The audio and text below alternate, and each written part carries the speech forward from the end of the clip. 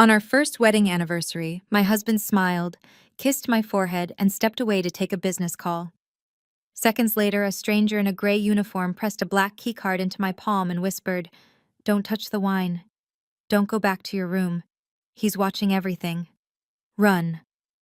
I had 3 seconds to choose trust the man I loved or trust a total stranger. I ran. And from the 14th floor above, I heard the crash. That was the night I understood the man who had been pouring my wine was counting down my final days. Before we go any further, thank you for being here. It means more than you know. Drop a comment and tell me where you are watching from, your country, your city. I love knowing who is on the other side of the screen. Note this story contains fictional elements crafted for entertainment and education. Any resemblance to names or places is coincidental, but the message inside is worth keeping. The restaurant at the Obsidian Resort smelled like winter roses and old money, and I remember thinking, as Julian reached across the white linen tablecloth to refill my glass, that I had never been this happy in my entire 29 years of life. "You're staring again," he said, a slow smile spreading across his face. His eyes caught the candlelight and held it like something precious. "You've been staring at me all evening, Brianna. Can you blame me?" I laughed, and the sound surprised me, light, completely unguarded, nothing like the careful woman I had spent years becoming. "You're extraordinarily handsome when you're being charming." Julian pressed his hand over his heart in mock offense. "Only when I'm being charming. Especially then." He laughed, and the warmth of it rolled through my chest, like the first sip of something expensive. 1 year. Tonight marked exactly 1 year since we had stood in a garden in Nantucket and promised ourselves to each other under a white archway draped in jasmine. 1 year of waking up beside him, of learning the rhythm of a life built for two. The Obsidian Resort glittered around us. Newport, Rhode Island in December was the kind of beautiful that made you forget the rest of the world existed. The Atlantic crashed against the cliffs somewhere outside. A jazz quartet played something slow and golden across the room. Julian had arranged everything. He always arranged everything perfectly. "I spoke to your father today," Julian said, swirling his Chateau Margaux with practiced ease before pouring my glass first. He always poured my glass first. Every dinner, every evening without exception for the past 3 months. "He called to wish us a happy anniversary. He sounds strong, Brianna." My heart squeezed with so much warmth it almost hurt. "He adores you," I said. "He told me last week that I finally made a smart decision in my life." I laughed and reached across to squeeze Julian's hand. "His words, not mine. I'll have to thank him properly." Julian turned my hand over in his, running his thumb across my knuckles in slow, deliberate circles. He raised a remarkable woman. Heat rushed to my cheeks and I looked down at my wine glass. The Margaux was a deep, gorgeous red. I should have taken a sip. I always did. And every single time I had sunk into the deepest, strangest sleep within the hour, waking heavy-headed and slow as though the night had been stolen from me. I had blamed the long work weeks. I reached for the glass, then set it down again. Some instinct I could not name made my hands stop. "Tell me something," I said softly. "Something I don't know about you yet." Julian tilted his head and something moved across the back of his eyes, quick and unreadable, like a light switching off in a room down the hall. Then he smiled wide, and certain the smile I had fallen in love with. "I think about the future constantly," he said. "About what we're building together. I want everything for you, Brianna." He paused and his voice dropped lower. "Everything." The words wrapped around me like a promise. Then his phone buzzed against the tablecloth. Julian glanced down, and for the space of one heartbeat his jaw tightened. Then it was gone, replaced by his easy smile. He straightened his jacket, adjusted one of his monogrammed gold-white cufflinks. "Shipping partners," he said lightly. "They just docked. Give me 2 minutes, sweetheart." He leaned down and pressed his lips to my forehead, warm and unhurried as though we had all the time in the world. "Order us dessert." He walked away through the candlelit room. I watched him go, still smiling, still warm, still completely catastrophically unaware. Then the woman appeared. She wore the resort's staff uniform, gray silk, perfectly pressed, a white gardenia pinned at her collar. She carried a folded warm towel on a silver tray. She bent toward me with a deferential nod, extending the cloth. But the moment the tray blocked the room's sightline, her fingers snapped around my wrist like a steel cuff. I gasped out loud. "Don't touch the wine!" She breathed against my ear, her voice shaking so violently I felt it against my skin. "Don't go back to your room. He's watching everything. Run. The service elevator behind the spa. Take it to the laundry level. Right now." Her grip tightened until my fingers went white. Right now. She pressed something cold and hard into my palm beneath the towel. A keycard, matte black. Then she straightened, smiled pleasantly at the room as though she had only delivered a warm cloth, and walked away without looking back. I sat there with the keycard hidden in my fist, my heart slamming against my ribs so violently, I pressed my free hand flat against my chest just to feel it. The wine glass sat full and untouched in front of me. Above me, somewhere on the 14th floor, the walls shook. A sound like the world ending, a door blown completely off its hinges. The keycard burned cold against my palm. I sat absolutely still at that beautiful table surrounded by candlelight and jazz, and the soft murmur of people who had no idea what I had just heard, what I was holding, what was crumbling around me in real time. My chest felt like something inside it had cracked straight down the middle. My lungs refused to work properly. I pressed my hand flat against the table to stop the trembling, but the trembling only moved up my arm and into my shoulders. "Think, Brianna, think." I forced my eyes up from the tablecloth and looked out across the restaurant. That was when I saw them. Two men stood at the entrance to the dining room. They wore dark suits that were slightly too stiff, slightly too uniform, nothing like the relaxed linen blazers of the other guests. They were not looking at the menu. They were not signaling a waiter. They stood perfectly still at the edge of the candlelight, and their eyes were moving slow, methodical, sweeping the room in a pattern I recognized from somewhere I could not immediately place. Then one of them turned his gaze directly to me, and I recognized his face. My throat closed completely. That was Daniel Carr, Julian's personal security detail. The man Julian had casually mentioned 3 weeks ago had taken an extended leave of absence for a family matter. The man who was absolutely not supposed to be standing 40 feet from my dinner table on our wedding anniversary, staring at me with eyes that held nothing warm in them at all. Every single nerve ending in my body fired at once. "No," I whispered to myself so quietly it did not even qualify as sound. "No, no, no." My mind raced backward through the last 3 months with sudden, nauseating clarity. Every dinner Julian had insisted on ordering for us both. Every glass of wine he had poured himself, always mine first, always with that warm, practiced smile. Every morning, I had woken feeling thick and slow, my dreams gone. My whole body weighted, like something had been taken from me while I slept. I had thought it was exhaustion from long work weeks. I had thought it was happiness, the kind that makes you sleep deeply. My hands began to shake so badly I had to press them beneath the table. The woman's words tore through my mind again. "Don't touch the wine." And I looked at my glass, at that beautiful, expensive, untouched Margot, and I understood with a cold certainty that rearranged everything I thought I knew about the last year of my life. Daniel Carr took one step in my direction. I stood up. I did not run. Running would have been an invitation. I gathered my clutch from the table with fingers that barely obeyed me, pushed my chair back with a steadiness that cost me everything, and walked toward the corridor marked with a small brass plaque, "Powder Room." My heels clicked against the marble floor. I counted each step. 1, 2, 3. My pulse was so loud in my ears it drowned out the jazz quartet entirely. The moment I turned the corner and the dining room disappeared behind me, I broke into a sprint. I hit the powder room door with both hands and burst inside, gasping. The room was empty, cream marble, gilded mirrors, the smell of gardenias.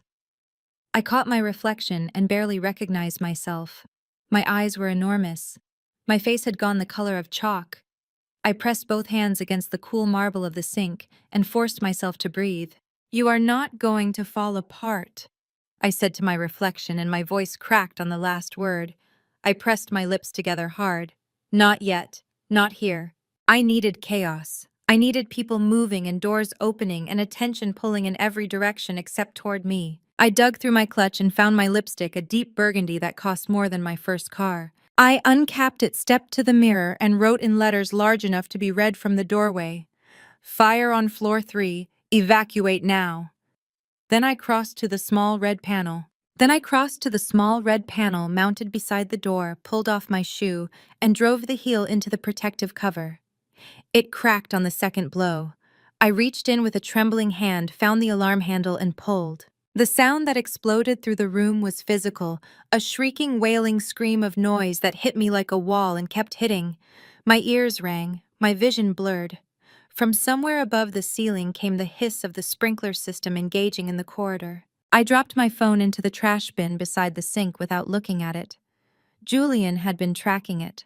I was certain of that now, with the same certainty I had once been certain he loved me, and the difference between those two certainties made my eyes burn with tears I absolutely refused to shed. Not yet. The keycard.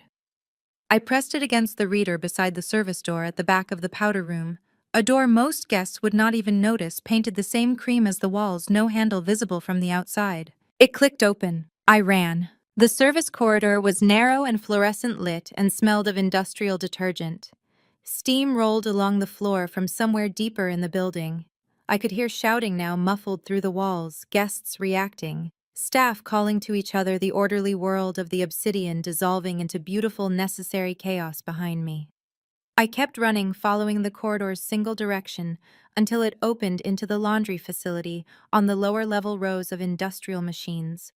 Great rolling carts of white linens, the air thick and hot, and heavy with the smell of bleach and fabric softener. A side door at the far end was marked exit.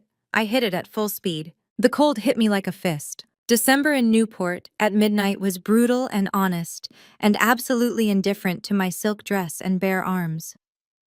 I stumbled onto a service road, gravel crunching under my heels, the resort's exterior lights casting orange pools across the dark. Behind me through the walls, the alarm was still screaming. Above me on the 14th floor, a single window glowed. I looked up at it without meaning to. A silhouette stood there, still watching. Julian. He was not running. He was not frantic. He simply stood at the window of our anniversary suite, with his hands in his pockets, looking down at the service road below, with the calm, patient stillness of a man who had done this before. A man who knew exactly what came next. My legs nearly buckled beneath me. I grabbed the corner of the building to stay upright and pressed myself against the cold stone chest, heaving tears finally spilling hot and fast down my freezing cheeks. He had been waiting for me to run, which meant he had already planned for what happened after. I ran until my heels gave out, 2 blocks from the resort's service entrance on a coastal road with no streetlights and nothing but the Atlantic hammering the rocks below. I kicked off my shoes and kept moving in bare feet on freezing asphalt. The cold barely registered. Nothing registered except the need to keep putting distance between myself and that 14th floor window. Between myself and the silhouette that had stood there watching me run, with the patience of someone who already knew the ending. My hands were shaking so badly I nearly dropped my clutch. Then I remembered. My phone was in a trash bin back in the Obsidian's powder room, broadcasting my location to a man who had been watching me with calm, patient eyes while I fled for my life. Okay, I said out loud to the empty road because I needed to hear a human voice even if it was only my own. Okay. Think, Brianna. Think. I flagged down a black car service idling near the resort's valet circle, its driver half asleep at the wheel. I knocked on the window and pressed $300 in cash, everything I had in my clutch, flat against the glass. Providence, I said when he rolled it down. Right now, please. He didn't ask questions. Cash at midnight in a cocktail dress has a way of discouraging questions. During the 40-minute drive, I sat rigid in the back seat with my bare feet pressed flat against the floor mat and my hands twisted together in my lap. Outside the window, Newport dissolved into highway, and highway dissolved into the dark outskirts of Providence, and I watched none of it. I was replaying the image of Julian at the 14th floor window, not running, not frantic, not even angry, just watching. The way you watch something you have already decided the outcome of with the distant patient interest of someone reviewing a plan that is proceeding exactly as expected. We had been married for 12 months. 12 months during which I had signed paperwork. He slid across the table with his easy smile and his explanations that made perfect, reasonable sense in the moment. joint account registrations, asset management authorizations, emergency financial access forms. Just standard married couple logistics, he had said each time handing me a pen and watching me with those warm, attentive eyes. Saves us both running to the bank separately. I had signed every single one without reading past the first paragraph. The nausea hit me so violently I pressed my fist hard against my mouth and breathed through my nose until it passed. The driver glanced at me in the rearview mirror and said nothing. I was grateful for this more than I could have articulated. My private appraisal studio was in a building on the north edge of Providence's Arts District, 4 stories of converted mill space, slightly scruffy, the kind of building that looks like it holds nothing of value to anyone who doesn't know better. Julian knew it existed.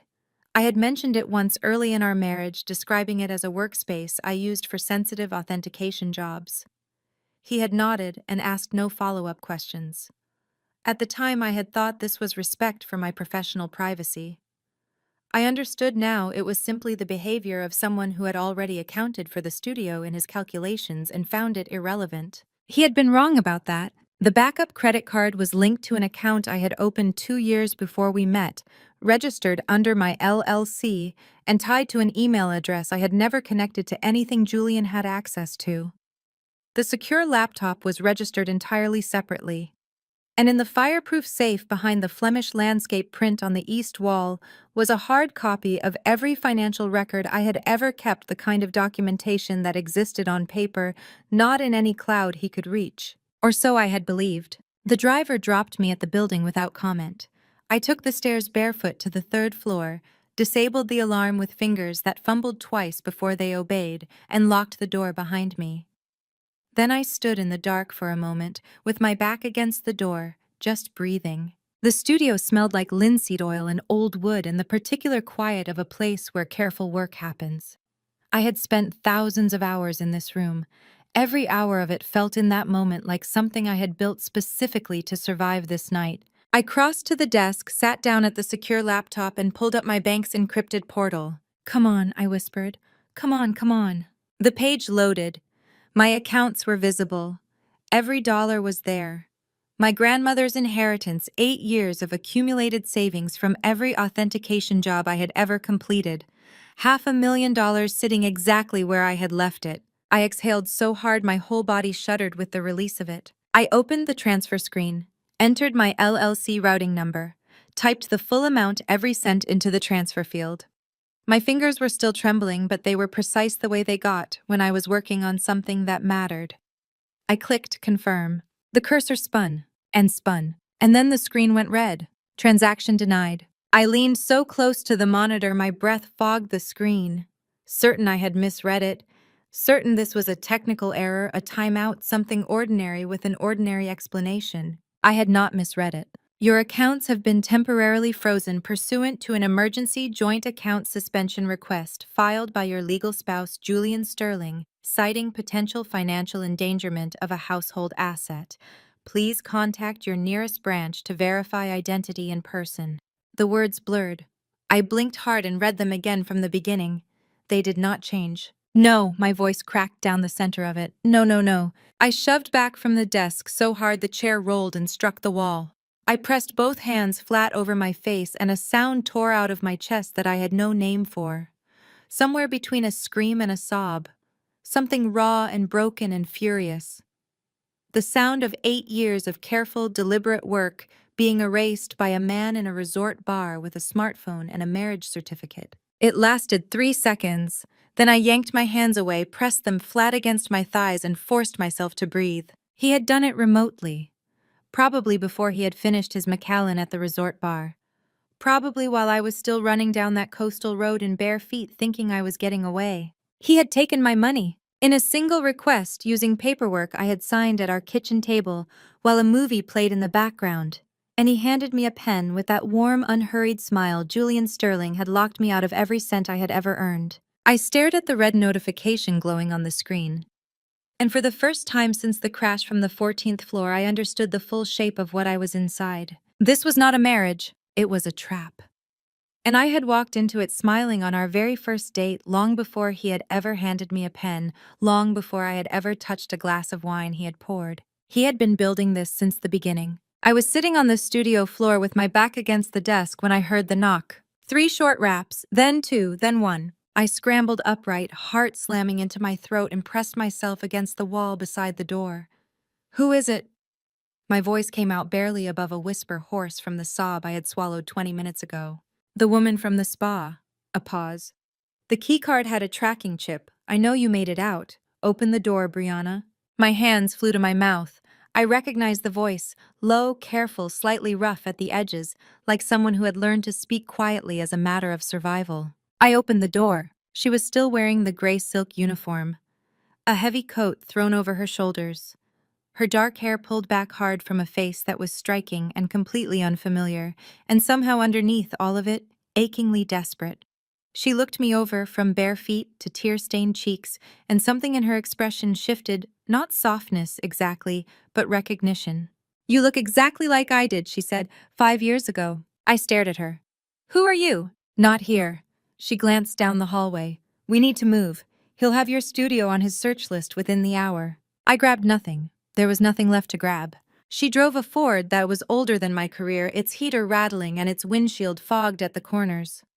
We drove north through the December dark without speaking much, and what she did say was short and direct.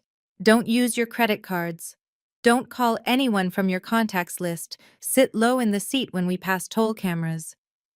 I obeyed every instruction without argument because I had run out of the energy required for disbelief. We crossed into the Bronx just after 2 in the morning. The building she parked outside was red brick and tired-looking. Its fire escape rested a deep orange against the dark. She led me up 4 flights of stairs and unlocked an apartment door with 3 separate keys. Inside it smelled like dried herbs and old paper. I stepped in and she switched on a single lamp, and I turned around to look at the room, and my breath left my body completely. Every inch of one wall was covered. Photographs, printed documents, news clippings yellow at the edges, red string connecting faces to dates to locations. And in the center of all of it, arranged in a column like entries in a ledger, were photographs of women. 10 of them. Young, beautiful, well-dressed, smiling in most of the photos, the kind of smile you only have when someone you love is behind the camera. And in the second row, from the bottom, slightly larger than the others, printed from what looked like a social media profile, was a photograph of me. My legs stopped working. I grabbed the doorframe with both hands and held on. "Sit down," she said, steering me to a wooden chair at the table. "I'll make tea." "I don't want tea." My voice was shaking violently. I pointed at the wall with a hand I could not keep steady. "I want you to tell me what that is, right now, please." She set the kettle down and turned to face me. She stood very still for a moment, and I watched something move across her face. Not hesitation, but the particular quiet of someone preparing to say words they have been carrying for a very long time. "My name is Serafina Vance," she said. 5 years ago, I was Julian Sterling's wife. Her jaw tightened. "They told the world I drowned on our anniversary trip. A boating accident, the report said. Tragic. Nobody's fault." The room tilted. I gripped the edge of the table. "You didn't drown," I said, though it came out as barely more than a breath. "I didn't drown." Her eyes, dark and absolutely steady, held mine without flinching. "He tried. I survived. And I have spent every day since then in buildings like this one, in cities like this one, following him from resort to resort because I know his pattern, Brianna." She stepped closer. "He always chooses a coastal property. He always books the anniversary suite. And he always acts on the first anniversary." Her voice dropped. "Every single woman on that wall died within 12 months of marrying him." My ears were ringing. The herbs, the paper, the 10 photographs, all of it pressing in. "Tonight was supposed to be your anniversary," she said softly. "Tonight was supposed to be your last night." And that was the moment my tears finally came. Not a trickle, but a flood, hot and furious and unstoppable, pouring down my face while I sat in a stranger's kitchen in the Bronx and understood for the first time exactly how close I had come to becoming a photograph on a wall. The story is now reaching truths beyond imagination. To let me know you're still standing with Brianna in this battle, please comment on the number 1 below. And please note the following scenes contain certain fictional elements to heighten the drama. If you feel this is not for you, you may stop the video right here. But if you're ready, let's begin the most brutal chapter. Serafina made the tea anyway. She set a mug in front of me without asking, and I wrapped both hands around it because my fingers were still ice cold, and I needed something to hold on to that wasn't actively falling apart. She pulled a chair to the opposite side of the small kitchen table and sat down, and the apartment settled around us, the radiator ticking a car alarm somewhere 3 streets over the particular exhausted quiet of the Bronx at 4 in the morning. Then she pointed at the wall and began. 10 women in 6 years, she said. Her voice was flat and precise, the voice of someone who has rehearsed something so many times it has been worn smooth, all the jagged edges sanded away by repetition, until what remains is simply information. All of them wealthy, all of them single, all of them targeted within months of a significant asset event, an inheritance clearing probate, a business sale finalizing a trust fund, reaching maturity. She paused. All of them dead before their first wedding anniversary. I pressed my lips together so hard they went numb. The tea was warm against my palms. I held on to that warmth and made myself stay present. All of them. All except me. She looked down at her hands on the table. I'm Chloe. The name landed differently than the others. Something about the way she said it, careful, deliberate, the way you carry something fragile across a room and don't look at anything else while you're doing it. Who is Chloe? I asked. Serafina looked up at me, and for the first time in our entire conversation, the controlled surface cracked just slightly at the edges, a hairline fracture invisible to anyone who wasn't looking for it, but I was looking. My younger sister, she said. Chloe Miller. She took our mother's maiden name after I disappeared. She was 26 when Julian met her. She didn't know. Her voice caught for exactly 1 syllable. She recovered immediately. I swear to you, she had no idea who he was when they met. He was introduced to her through a mutual contact at a gallery opening in Boston. By the time she put the pieces together, they were already married. My stomach dropped so completely I felt the absence of it. He married your sister. He thought you were dead and he married your sister. He didn't know Chloe was my sister. Serafina's jaw tightened until a muscle jumped beneath her cheekbone. She used a different name, different city. We had not been publicly associated for 2 years by then. He had no reason to connect us. She stopped. Her eyes went somewhere I could not follow. He pushed her off a catamaran in the Aegean Sea 14 months ago. Private charter, open water, no witnesses except the man who hired the boat, and that man has since disappeared from every accessible record. She swallowed. A Greek fisherman pulled her out of the water 4 hours later, half dead from exposure with a dislocated shoulder and 2 cracked ribs. Julian had already filed the missing person report. He had already contacted her estate attorney. The mug in my hands had gone cold. I had not drunk a single sip. But she's alive, I said. The fierceness in my own voice surprised me. Serafina, Chloe is alive. She's alive. She's safe. Serafina's eyes were glassy, now bright and full, though no tears fell. I understood by then that she had decided some time ago not to cry in front of people she had not yet fully trusted. She has been living in Phoenix for 11 months, under a name I chose for her. She has a job. She has an apartment with a deadbolt and a neighbor she trusts. She paused. She calls me every Sunday morning at 8 a.m. to tell me she's still breathing. It is the only Sunday morning ritual I have left. I reached across the table and gripped her wrist. My own eyes were burning so badly I could barely see her. I am so sorry, I managed. The words felt catastrophically inadequate. I said them anyway because silence would have been worse. I am so incredibly sorry for what he did to your family. She nodded once tightly, and her hand turned under mine and gripped back for exactly 3 seconds. Then she released it and pulled herself back to the facts. It was clearly how she had survived this, staying inside the facts where things had shapes and edges and could be examined and processed and filed away. Feeling was for later. Facts were for now. The reason none of this has ever reached a courtroom, she continued, is not incompetence.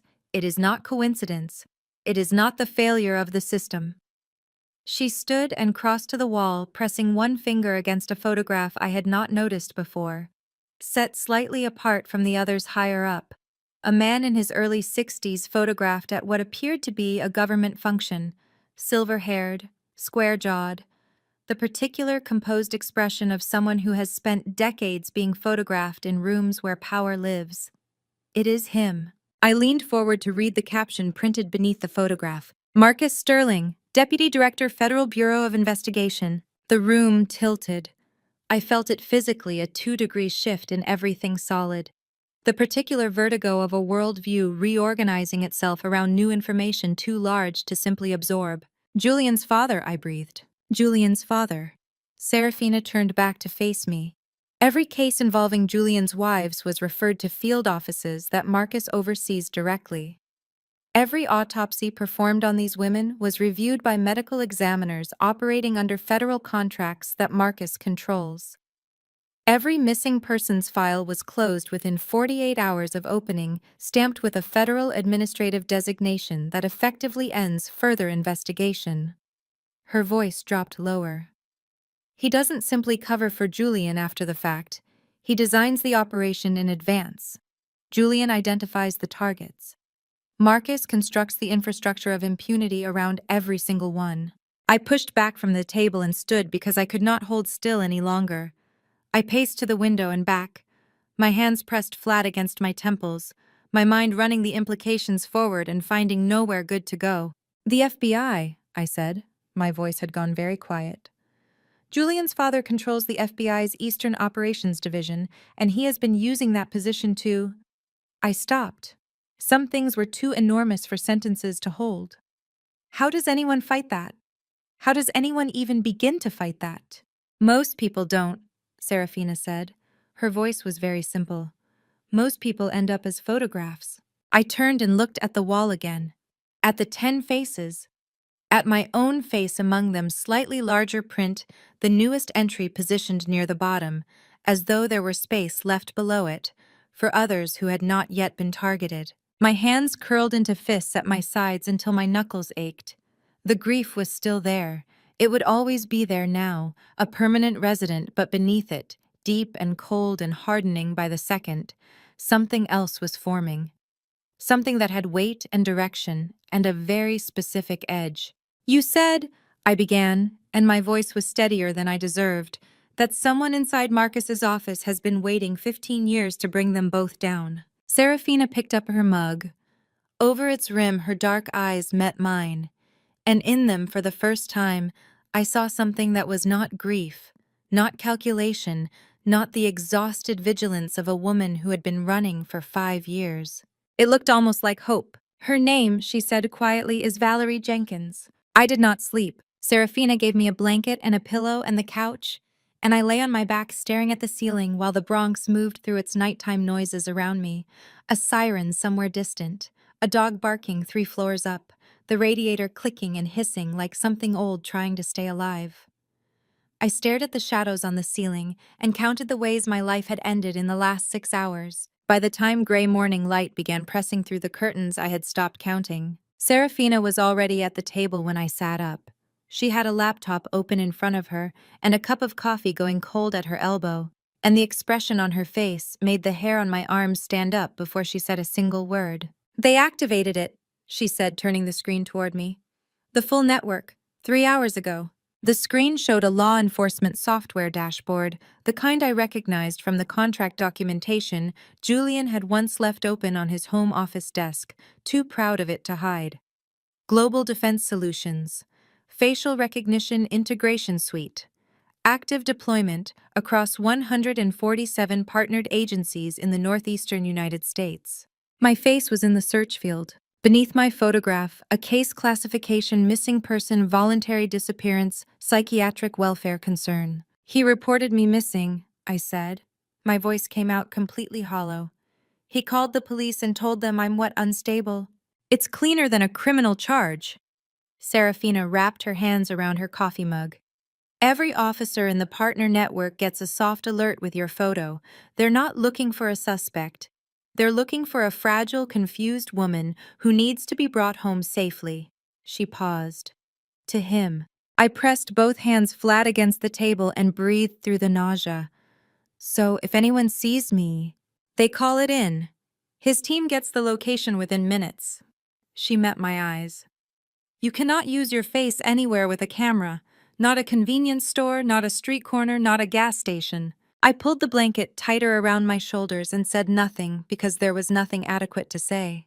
Then her laptop chimed with a news alert. She clicked it, and I read the headline over her shoulder, and the last stable piece of the floor beneath me gave way entirely. Art Verify platform suspends prominent authentication expert amid fraud allegations. My photograph, a professional headshot from my firm's website, the one where I was smiling in front of a Flemish landscape I had just authenticated, sat beneath those words like an accusation.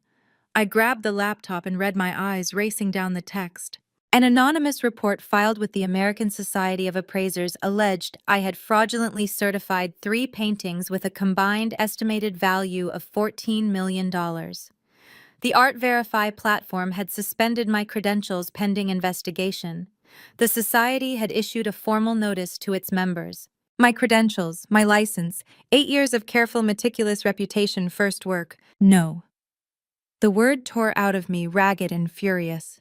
I shoved the laptop back across the table and pressed my knuckles hard against my mouth. My eyes were burning, stinging, filling fast. No, he cannot.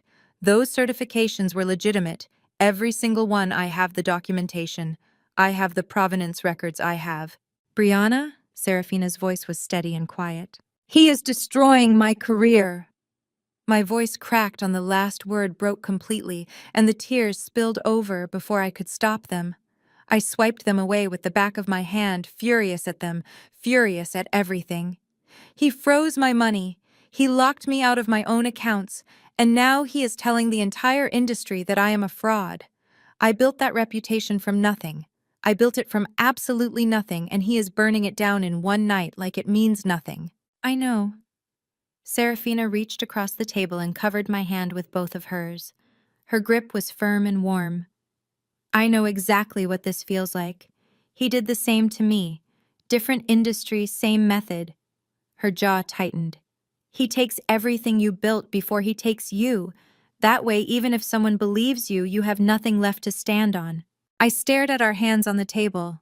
Then I pulled a breath in so deep it hurt and held it and let it out slowly. My clients, I said. My 30 active clients. Check your firm email from a private browser. I did not want to look. I looked anyway. 41 new messages. Most of them were variations of the same thing, polite and regretful, and carefully worded, the kind of language people use when they have been advised by lawyers to keep things civil. Contract suspensions. Review requests. 2 outright terminations effective immediately. And at the bottom of the inbox where my portfolio server should have been a system notification, account access revoked by administrative request. 8 years of work. Every authenticated piece, every client record, every methodology note I had built my professional reputation on. Gone. A sound came out of me that I was not prepared for, a short, sharp, broken sound, like something small snapping under too much weight.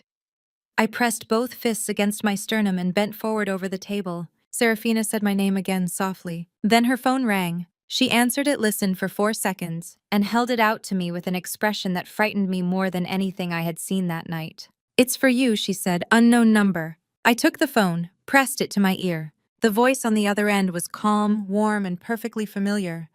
The same voice that had told me just last night that it wanted everything for me. "Your father collapsed an hour ago," Julian said. "Hartford General, ICU. The doctors say it was cardiac stress." A pause precisely timed. "Come home, Brianna. This has gone far enough." The phone dropped from my fingers onto the table. I was already moving toward the door, my whole body lurching forward on pure instinct, when Serafina stepped directly into my path and gripped both my arms. "Stop," she said fiercely, her face inches from mine. "Stop. Think. That is exactly what he wants you to do." "Give me the phone," I said. "Please, I need to call my mother." Serafina handed it over without argument. I dialed from memory, my parents' landline, the number I had known since I was 6 years old, the number I had called from every dorm room and every airport, and every difficult night of my adult life. It rang twice. Then my mother picked up and I burst into tears the moment I heard her voice. "Brianna!" She said my name like a prayer, quick and desperate. "Brianna, thank God. Are you safe? Where are you?" "I'm safe." I pressed the back of my hand hard against my mouth to keep the sobs from overwhelming me completely. "Mom, I'm safe. Are you okay? Is Dad? Are you okay? He's stable." Her voice wavered on the word. "They have him in the cardiac unit. He's stable, sweetheart. He's asking for you." The sob I had been holding back broke through. I turned away from Serafina and pressed my forehead against the cold wall, shaking. "What happened?" I managed. "Mom, what happened?" She took a breath, and when she spoke again, her voice was steady in the way that my mother's voice got when she was terrified, but absolutely refused to show it. The voice she had used when my father's first scare happened 2 years ago. The voice of a woman who had decided panic was not an option she could afford. "3 men came to the house at 6 this morning," she said. "They showed federal identification. They said they were from the Bureau and that you were under active investigation for financial crimes. Money laundering, they said. Wire fraud." Her voice hardened slightly. "They said that if we contacted you or assisted you in any way, we could be charged as co-conspirators." My whole body went cold. "Mom, your father was standing right behind me when they said it." Her voice dropped. "You know how he is. He went completely white. He started saying your name over and over, just your name, and then he sat down on the floor and he couldn't get up." I slid down the wall until I was sitting on the floor myself, my knees pulled to my chest, tears running freely down my face and dripping off my chin. The guilt was physical, a crushing weight across my sternum. My father. My quiet, brilliant, gentle father, who collected first edition art history books and grew tomatoes in the backyard, and had never once in his entire life done anything that deserved to be weaponized against his daughter. "This is my fault," I whispered. "Mom, this is my—" "Stop that immediately," she said sharply with such force that I actually stopped. "You listen to me, Brianna Grace Thorne. Whatever Julian Sterling has done, and I do not know the full shape of it yet, none of it is your fault. Do you understand me? None of it." I pressed my lips together and nodded even though she couldn't see me. "Good," she said. "Now, the men who came to the door." Something in her tone changed, became careful and deliberate. I sat up straighter. "I photographed them," she said. "All 3 of them. Their badges, their faces, the car they arrived in, the license plates. I used the family app, the encrypted one your father set up 5 years ago when he was going through that privacy phase." A pause. "I assumed Julian wouldn't know about an application your father downloaded from a Lithuanian developer in 2019. A sound came out of me that was halfway between a laugh and a sob. "Mom, I sent everything to your secondary address, the one you opened under your LLC. Check it when you can." I was already on my feet. "Can you send it to this number instead, right now?" "Already done," she said simply. I put the call on speaker and opened the messages on Serafina's phone. 6 photographs loaded one after another. 3 men in dark suits on my parents' front porch. Close-up shots of their identification wallets. She had somehow gotten them to hold the badges still long enough. The car, a black Suburban with government plates. And the faces. I knew one of them. Not well. Just a face I had seen twice in the lobby of Julian's office building. A broad-shouldered man with a scar through his left eyebrow, who Julian had once referred to as facilities management. The kind of vague title that explained nothing and was meant to. "Serafina." I held the phone out to her. She looked at the photograph for 3 seconds. Then her eyes came up to mine and they were hard and bright. "That's one of Marcus's contract operators," she said. "Private security. They're not FBI. Those badges are duplicates." Her jaw set. "Marcus has had a small team of them running personal operations for at least 10 years. They work completely off the books." I looked back at the photographs, at my parents' front door, at the porch where my father used to sit in the evenings and read. The grief was still there. It would always be there now. But it had company, a cold, focused fury that was settling into my bones like something permanent. "Mom," I said into the phone, "I need you to do one more thing for me. Go somewhere else tonight. Take Dad's sister's house in Vermont. Don't tell anyone where you're going except me. Don't use your regular phone." "Brianna." "Please, Mom." My voice broke cleanly on the last word. "Please just do this one thing." A long pause. Then quietly, "All right, sweetheart, all right. I love you," I said.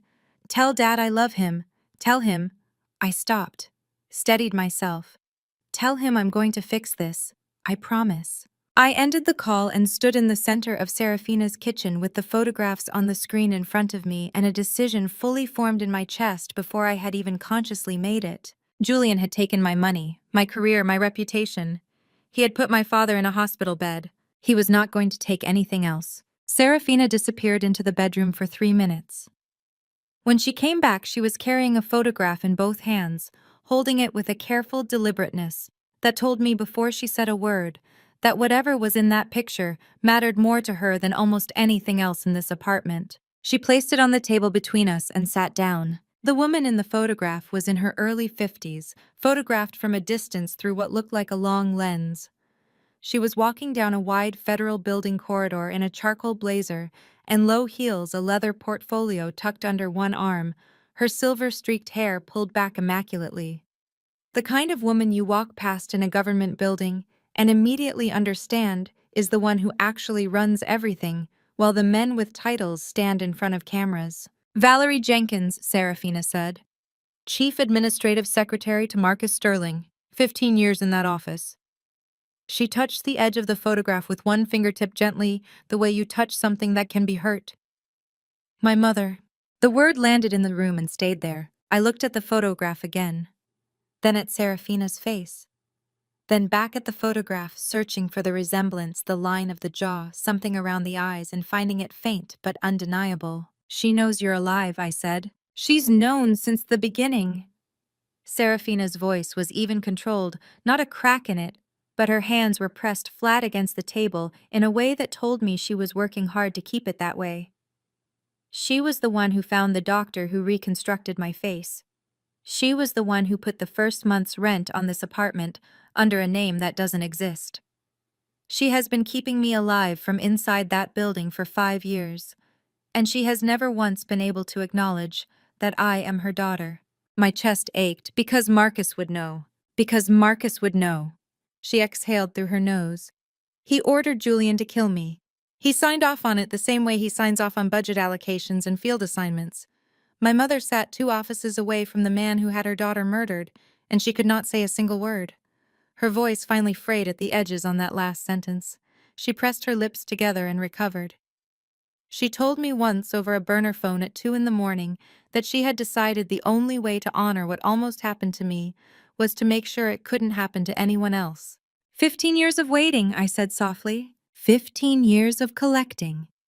Serafina stood and crossed to the kitchen counter where a padded envelope sat that I had not noticed before. She brought it to the table and opened it carefully, laying out the contents one piece at a time. A key card, black like the one she had pressed into my hand at the resort, but this one had a small silver stripe along the bottom edge. A folded architectural diagram printed on thin paper in blue ink. Building schematics.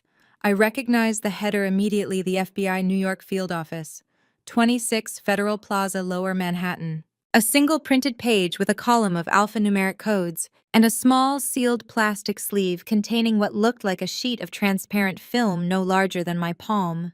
"The keycard accesses Marcus's private corridor on the 7th floor, Serafina said, pointing at each item in turn.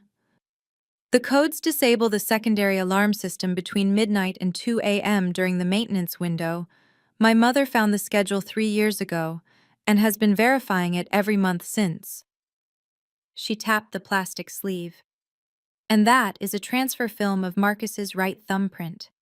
My mother lifted it from a coffee mug 8 days ago when she realized you were the next target." I stared at the items on the table. 8 days ago, before I had even known there was anything wrong with my marriage, Valerie Jenkins had already been preparing. "The ledger," I said. "Serafina, if Marcus keeps records." "He does." Her eyes were steady and certain. "My mother has seen it. A physical book, handwritten, kept in his private office in a location she identified 18 months ago but could never access alone." She paused.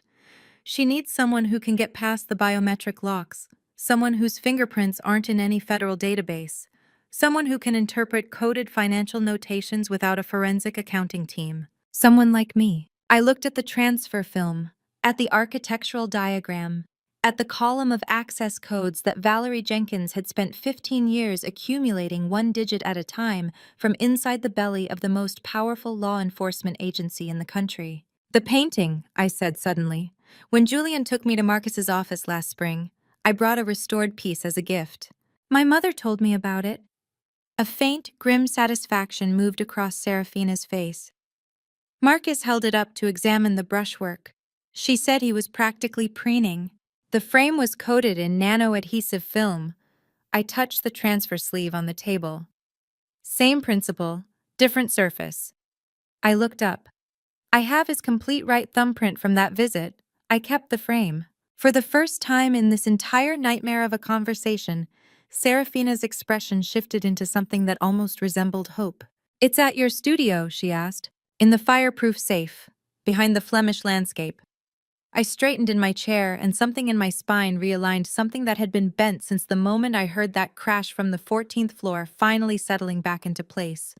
"I can have it in 4 hours. Serafina looked at her watch. Then she looked at me. "Marcus Sterling leaves for Washington at 6 a.m. Acela," she said. "He won't return until Thursday. His office will be minimally staffed for 36 hours. She pushed the keycard across the table until it was directly in front of my hands. "We have one night, Brianna. One chance." I picked up the keycard. "Then we don't waste it," I said. We drove back to Providence at 4 in the morning to retrieve the painting frame. Serafina kept to the back roads and killed the headlights 2 blocks from my building. I went in alone, moving fast through the dark studio, with a flashlight between my teeth, working the combination on the fireproof safe with hands that had finally stopped shaking and started doing what they were trained to do. The frame was exactly where I had left it. A gilt-edged rectangle 16 by 20 inches, the kind that looks like something from a Flemish estate sale and costs accordingly. I turned it over and examined the inner surface under the flashlight beam.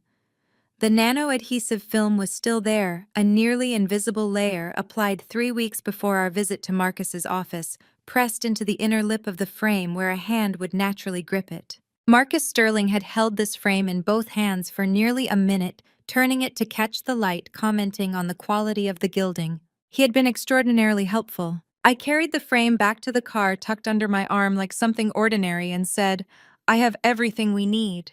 By the time we returned to the Bronx, I had gone over the plan in my head 4 complete times. Serafina spread the building schematics across the kitchen table, and we stood over them with cups of coffee going cold at our elbows, and I did what I had spent 8 years training myself to do. I read the details. "Walk me through the access point," I said. Serafina traced the route with her finger. "Service entrance on the building's north side. Valerie leaves it on the maintenance override between 11:45 p.m. and 12:15. 30 minutes. We go in at exactly 11:50. What are we wearing?" "Biohazard remediation uniforms, full suits, respirator masks, equipment cases." She glanced up. "Marcus has a standing contract with a private environmental firm for quarterly air quality testing. Valerie scheduled a surprise supplemental inspection for tonight's system, shows it as authorized in the building management database. Anyone who sees us will assume we're contractors." I nodded slowly. "The secondary alarm?" "Disabled during the maintenance window, but there's a motion sensor on the 7th floor that runs on a separate circuit." She pointed to a small square on the diagram 2/3 of the way down the private corridor. "It resets every 40 seconds. We have to move in segments, 35 seconds of movement, pause for 5, move again." "I can do that." "I know you can." She looked at me steadily. "The biometric lock on Marcus's office door reads thumbprint and keycard simultaneously, both required. Neither alone opens it." I held up the painting frame. "Then we'll have both." Serafina's expression didn't change, but something in her eyes did, a quiet, fierce recognition, the look of someone who has been fighting alone for a very long time and has just realized they are no longer alone. I closed my eyes. I went back to that afternoon in Marcus's office. April, bright spring light coming through the floor-to-ceiling windows, Julian's hand warm on the small of my back as he guided me through the door. Marcus rising from behind his desk. The momentary stiffening of his posture quickly smoothed over. The gray book, small and thick-spined, disappearing into a wall panel before I had fully registered what I was looking at. the electronic click of a concealed lock. The tree. Tell me about the office layout, I said, opening my eyes. Serafina pointed to the diagram. Large open space. Desk here, conference seating here, bookcase along the west wall. She paused. And in the northeast corner? The garden, I said. He has an indoor garden, a full-grown Japanese black pine in a stone planter. He told Julian it was a gift from a foreign dignitary. I closed my eyes again and saw it precisely the tree's twisted trunk, the pale gray stone of the planter, the careful raking of the decorative gravel around its base. When he moved to close the wall panel, he was standing in front of the garden, not the bookcase, not the desk. I opened my eyes and pointed to the northeast corner of the schematic. The ledger is in this planter, I said, under the stone. That's why there's no visible safe in the office design. It's underneath the tree.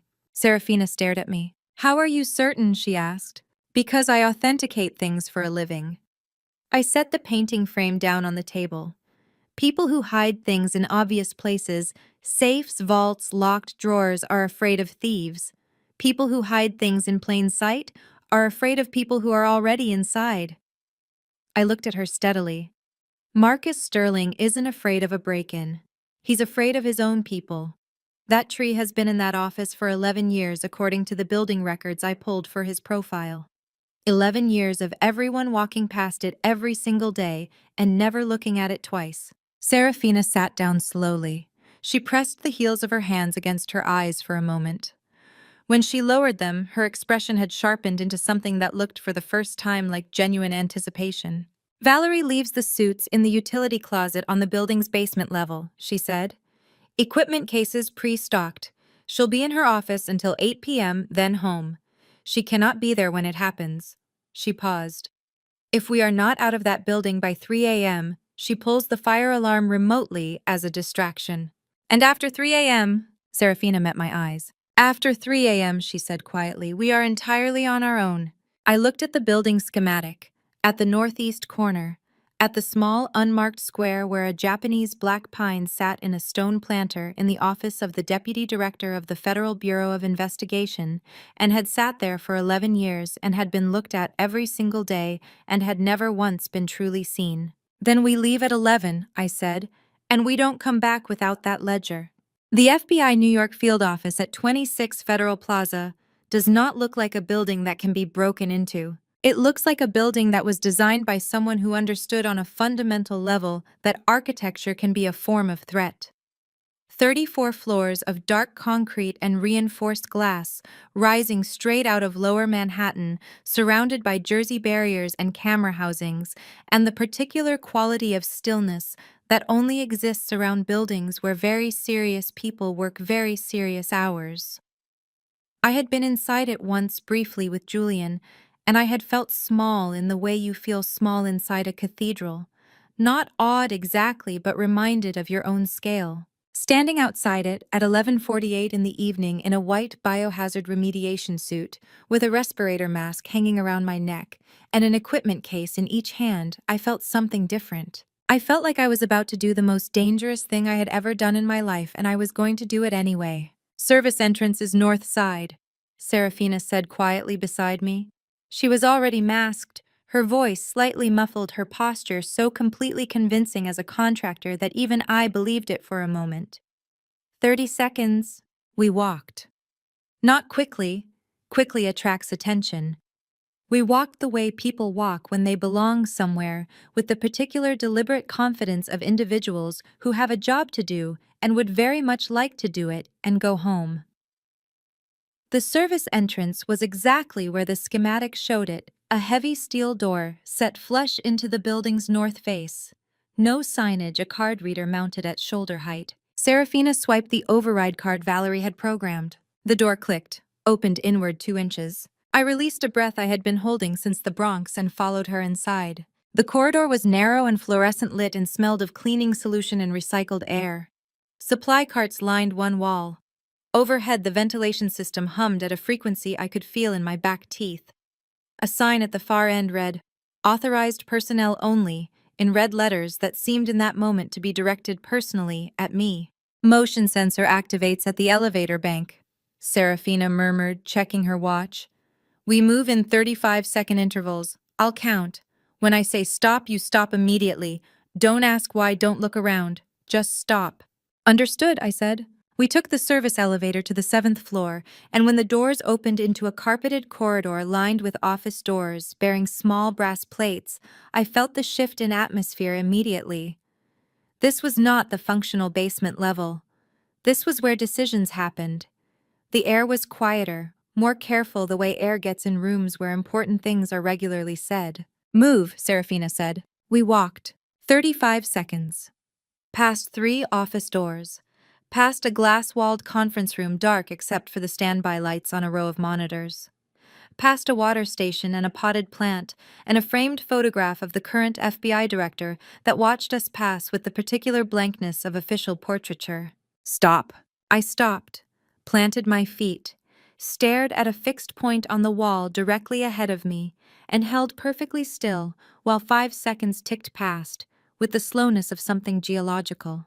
Move. We went again. The second checkpoint was a glass security partition with a card reader and a camera mounted in the upper corner of the ceiling. The camera swept a 180-degree arc on a 40-second rotation.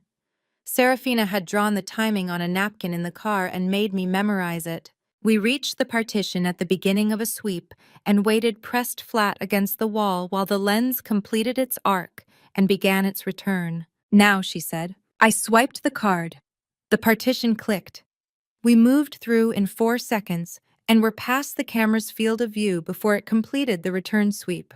I did not realize my hands were shaking until I looked down at them. Breathe, Serafina said without looking at me. In through the nose, out through the mouth.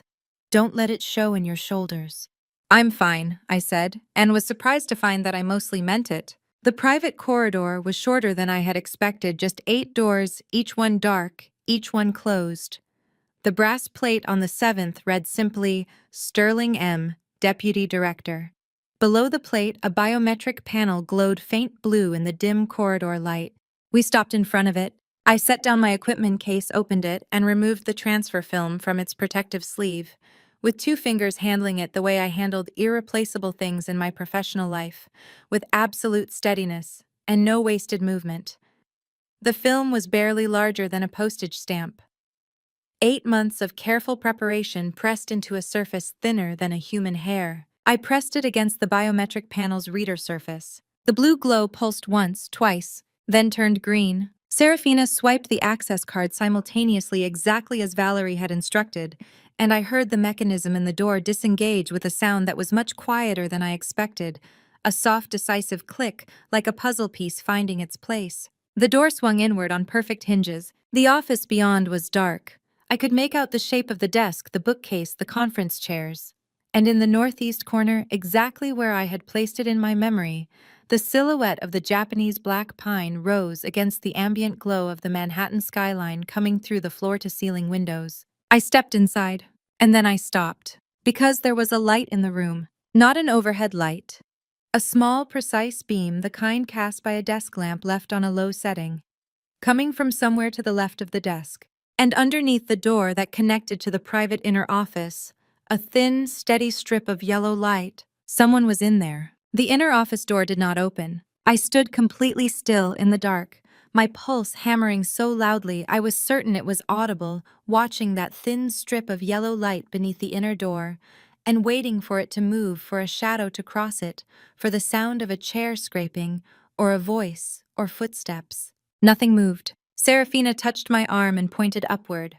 I followed her finger to a small box mounted high on the wall near the ceiling, an automatic lamp timer, its green indicator blinking slowly in the dark.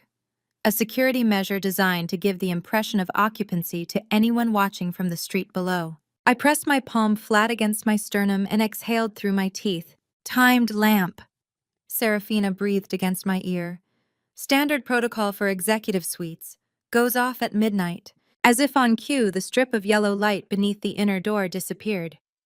The office settled back into the cool amber glow of the Manhattan skyline pouring through the floor-to-ceiling windows. I genuinely hate this building, I whispered. Stay focused, she said.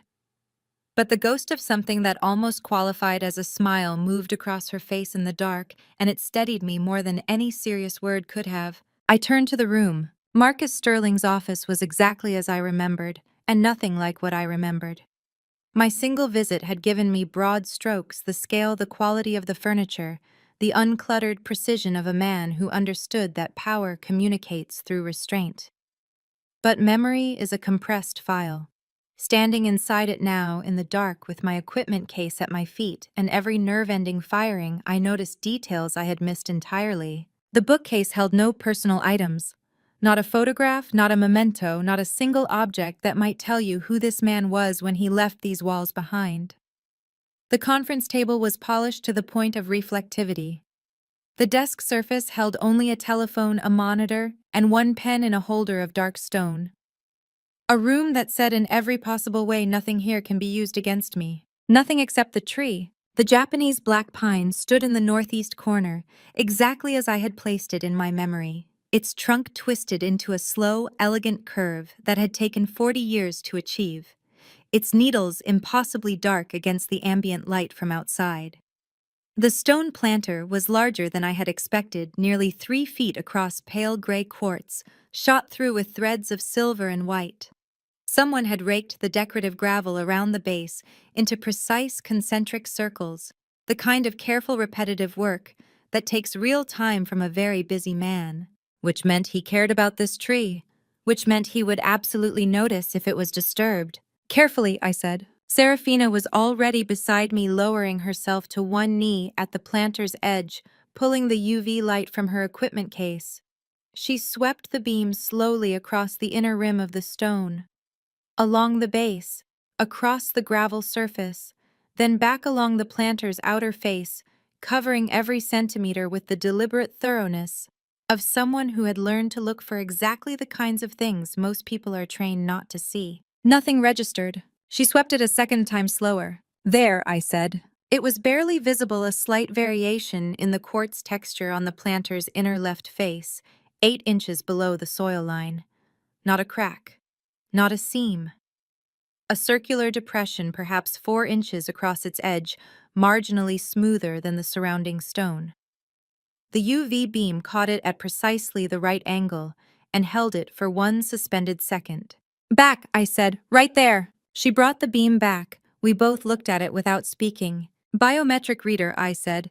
Same principle as the door panel. The stone is the surface. Serafina reached into the equipment case and placed the transfer film in my open hand. My hands were completely steady.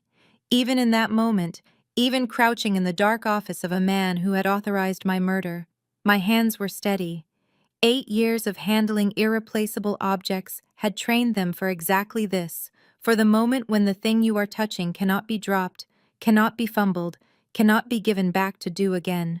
I pressed the transfer film firmly and evenly against the circular depression and held it without moving for 4 full seconds. A vibration moved through the stone, subtle, mechanical, deep. Then a sound so quiet it was almost imaginary. A click. A section of the planter's inner face, 6 inches wide and 4 inches tall, swung inward on a hinge machined so precisely it was essentially silent.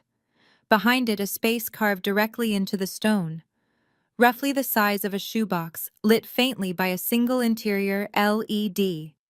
Inside that space lay 2 objects.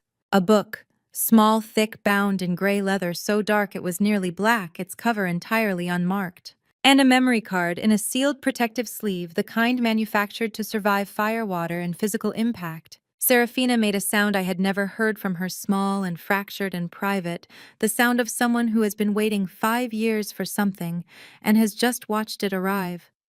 She pressed the back of her hand hard against her mouth. 1 second.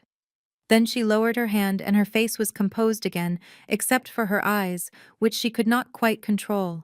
I picked up the book with both hands and opened the cover. The first page held one line written in Marcus Sterling's precise, controlled handwriting. Target final Thorn B algorithm key. Project 7K13. Authorization required before execution. Below that a date, 3 weeks ago. The room pressed inward around me. I read the line again. My name. In this man's hand. In this hidden space. beneath a tree that had sat in this corner for 11 years, while his son smiled at me across candlelit restaurant tables and told me he wanted everything for me. From the corridor outside, clearly and unmistakably came the sound of footsteps approaching the door. Serafina grabbed my arm and pulled me down behind the desk. We crouched there in the dark, pressed flat against the heavy mahogany, the gray ledger clutched against my chest, and the memory card in Serafina's fist, and we did not move. I counted my own heartbeats, because there was nothing else to do, nothing else I could control, nothing else that had a number I could hold on to. 1, 2, 3. The footsteps in the corridor slowed as they reached the office door.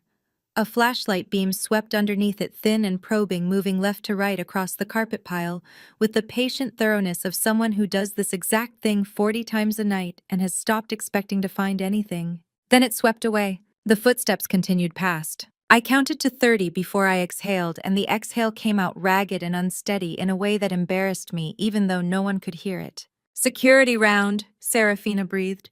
45-minute cycle. We have maybe 20 minutes before he comes back. 20 minutes. I straightened, placed the ledger on the desk surface, and opened it to the first coded page.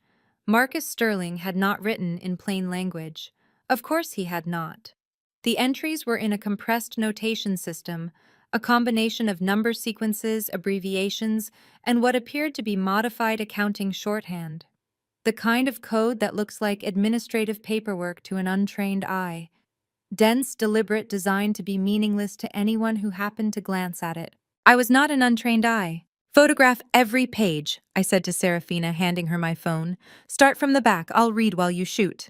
She took the phone without argument and moved to the last page, working backward with the focused efficiency of someone who has learned not to waste a single second when seconds are the only currency that matters. I pulled the desk lamp to its lowest angle, angled it away from the windows, and began to decode. The system was not complicated. Marcus had built it from standard federal case notation. I had seen similar structures in provenance documentation for government-owned artworks, the kind of internal shorthand that federal archivists use when they want information accessible to colleagues but impenetrable to outsiders. He had simply added a personal cipher layer on top, substituting letters for numbers in a rotation pattern that shifted every 3 entries. A small private key, elegant in its simplicity. It took me 4 minutes to identify it. 4 minutes, and then his entire private record opened itself to me like a confession that had been waiting 11 years to be heard. The liquidation list occupied the first 30 pages. 10 entries. Each one a woman's name followed by a case number, a date of marriage, a date of termination, a method code, and a single letter indicating status. 8 of them carried the letter C, closed, completed. Each of those 8 entries was a woman who had eaten dinner with Julian Sterling, who had laughed at his stories, who had signed paperwork at a kitchen table and gone to sleep believing she was safe.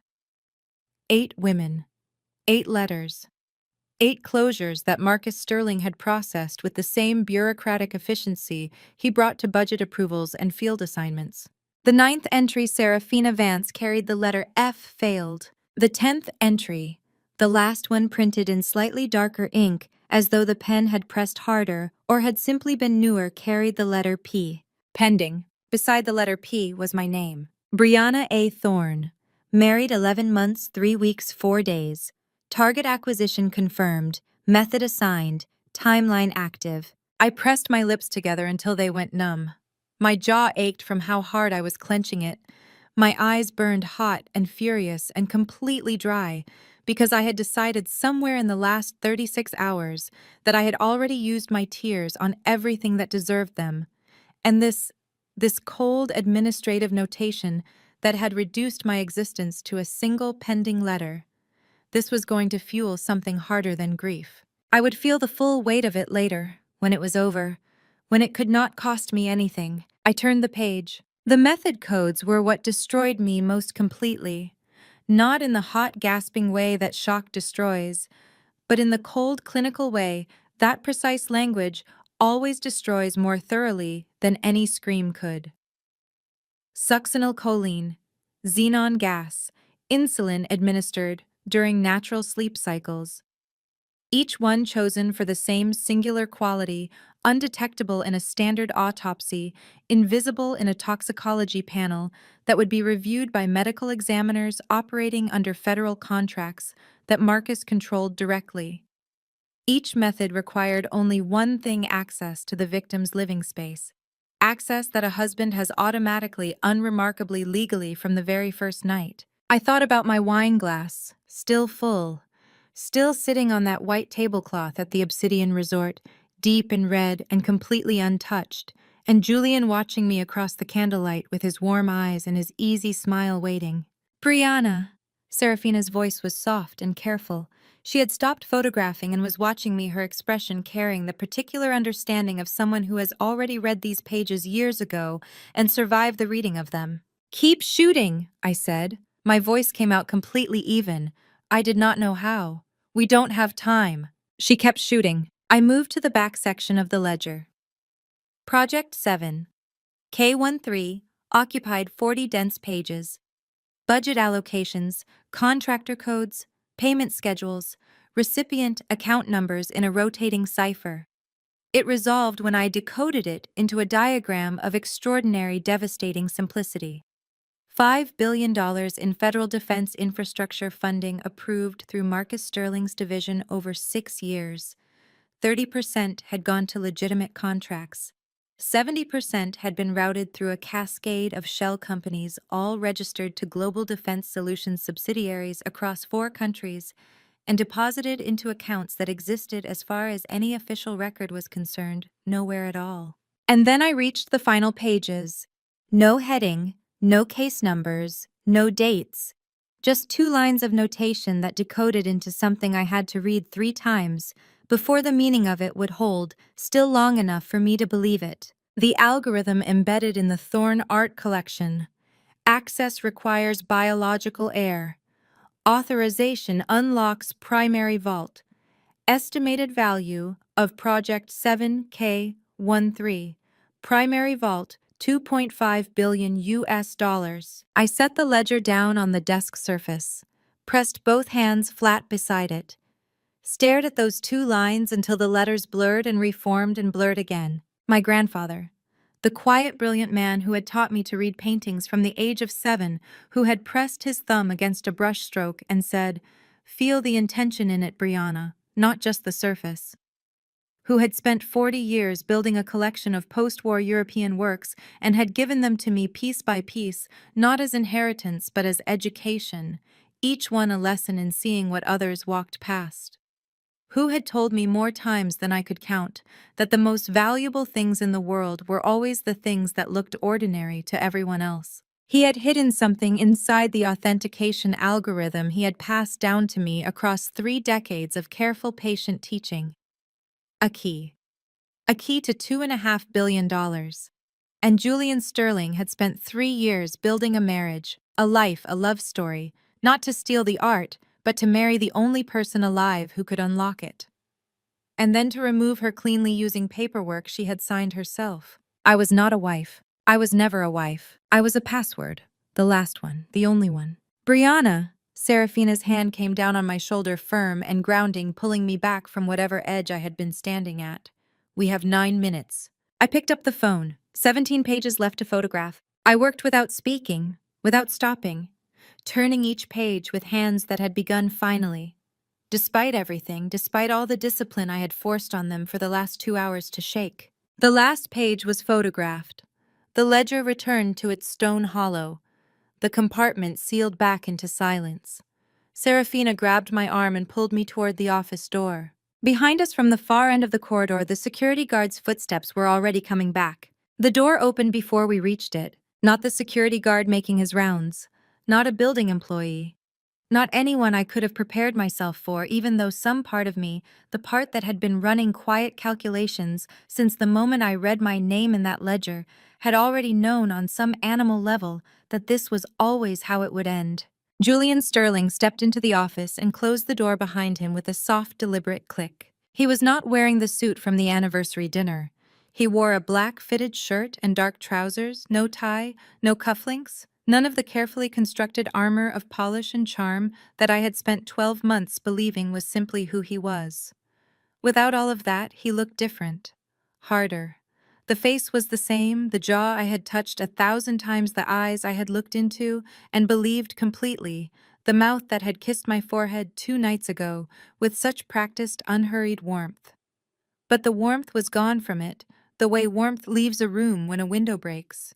What remained underneath was precise and cold and entirely without apology. He looked at me, then at Serafina, then at the planter in the northeast corner where the stone face of the hidden compartment had been carefully sealed back into place, but could not entirely disguise the faint disturbance in the raked gravel around its base, the particular imprecision of people who had been moving quickly. "The biometric panel sends me a notification," he said with a conversational calm so perfect it made my skin crawl. He might have been explaining a thermostat setting or a calendar reminder. Every time it's accessed, my father believed it was monitoring him. He never considered it was actually monitoring the ledger. He tilted his head precisely 2 degrees to the right, a gesture I recognized, a gesture I had once found thoughtful, and now understood was simply mechanical. "You decoded it." It was not a question. "Every word," I said. My voice did not shake. I was genuinely astonished by this fact. My hands were trembling, my legs were trembling, my entire chest felt like something inside it was tearing slowly along a seam, thread by thread, but my voice held, clear and even and present. I had never been so grateful for anything so small in my entire life. Project 7K13, the liquidation list. All 10 names with dates and methods. I have photographs of every single page. Something moved behind his eyes. Not shock. Julian did not shock easily. I had learned that much in 12 months. Something more deliberate. A recalculation. A man assessing new variables. "Give me the phone, Brianna." "No." He began to cross the room toward me. Not running, walking measured and deliberate and utterly unhurried, the way you approach something you are completely certain you will catch. I stepped backward and felt the bookcase hit my shoulders. My free hand found the edge of a shelf behind me and gripped it hard enough that the wood bit into my palm. "You were never supposed to be anything other than a transaction," he said, and the perfect flatness in his voice as he said it. No cruelty, no heat, no emotion of any kind. Just the pure factual delivery of a man stating an administrative fact was so much worse than anger could have been. "Your grandfather built something extraordinary without understanding what he was building. You inherited it without knowing what you were inheriting. This was always a retrieval operation. Nothing personal was ever intended." Nothing personal. The words tore out of me, jagged and furious and burning. My eyes were stinging so badly the room was blurring at the edges, and I absolutely refused to let a single tear fall. "I was your wife. I sat across from you in restaurants and laughed at your jokes and signed the papers you slid across the table because I trusted you with everything I had. And you were sitting there calculating the most efficient method to kill me." "Yes," he said, flatly, directly, 4 feet away now, 3. "The women on that list were transactions," he said. "All of them, including you." He reached for the phone in my hand. Serafina moved. She came from his left, from the shadow beside the conference table where she had been positioning herself in complete silence while he spoke, and she hit him with everything she had accumulated in 5 years of rage and grief, and weighting her shoulder driven hard into his ribs, her full weight slamming him sideways into the edge of the conference table with a crack that rang off the windows like a gunshot. Julian grunted a short, punched-out sound and staggered. His reach for the phone missed by 6 inches. Serafina got both hands into his collar and drove her knee upward with vicious precision. He was faster than she expected. He twisted, took the blow on his hip, caught the table edge with one hand to steady himself, and spun her hard into the bookcase behind her. The impact was brutal. Books cascaded off the shelves in a crashing wave.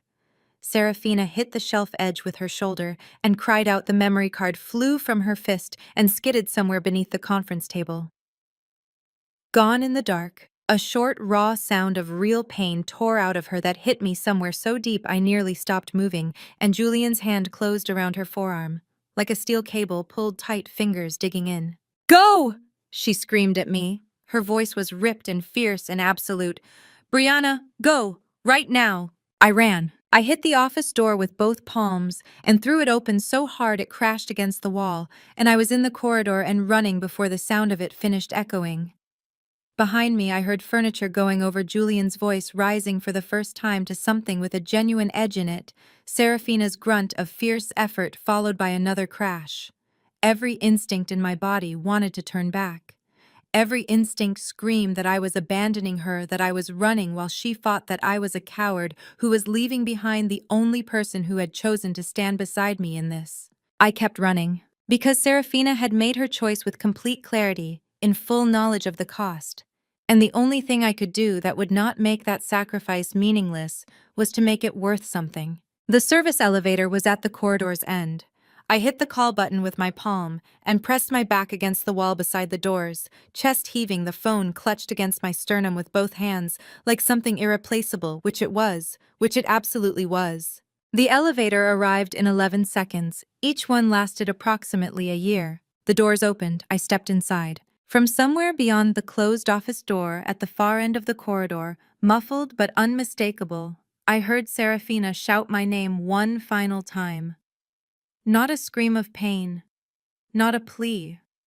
A command fierce and certain and unafraid, the voice of a woman who had already decided exactly how this moment was going to end, and had made her peace with every part of it. The elevator doors closed. I pressed both hands flat over my face and stood in the descending car in total darkness, breathing in counts of 4, while the evidence of everything pressed against my palms, and the woman who had saved my life twice in 36 hours was somewhere above me in that building, paying the price of the second time. I would not waste it. I would not waste a single second of what she had given me. The coffee shop in Queens was called Sunrise Diner, and it had been open continuously since 1971, and it smelled like burned coffee and something fried, and it was the most beautiful place I had ever been in my life. I chose a corner booth with a wall at my back and a direct sightline to both exits.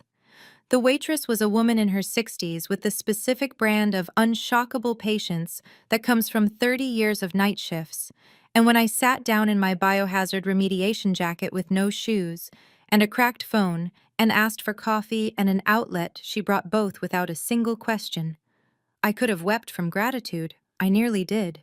I sat there for a moment with both hands wrapped around the mug and let myself feel for exactly 60 seconds everything I had been refusing to feel since the elevator doors had closed in that building on Federal Plaza. Serafina.